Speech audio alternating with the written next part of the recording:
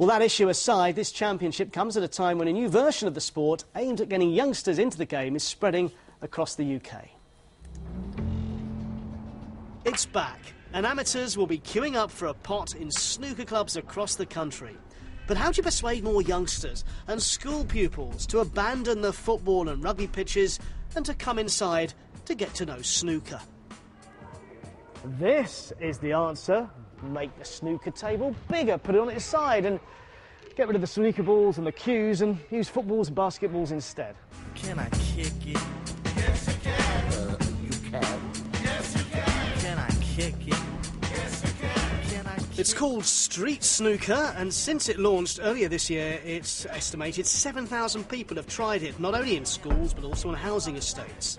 There may be no queue in sight, but World Snooker sees this as a way of getting a new generation introduced to the concepts of this game at grassroots level. The aim of Street Snooker is to get more kids actually understanding what the name snooker is, what the game is, learning the basic rules, so then hopefully they'll join the snooker club and have a go themselves at the real game.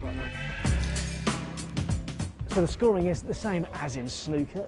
You first of all have 3 goes to go for the red. Can I kick it?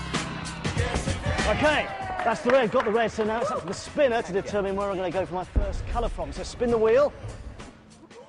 So the spinner has spun the square, which means I've got to now aim for my first colour from this difficult position, actually.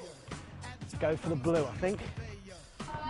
Oh, so close, so close. It's certainly opened their eyes to an activity that maybe they've not tried before, or maybe that they don't even have access to. I thought snooker was boring because it just seemed like you were just potting bums in, but it gives a new experience.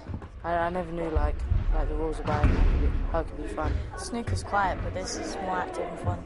Starting to enjoy it a lot more. I'd like to start playing a bit of regular snooker normally as well. And if they do go on to pick up a cue, snooker is the winner. Well, it's not just the football club at this school who've used it to improve overall accuracy. Basketball and javelin players have benefited too.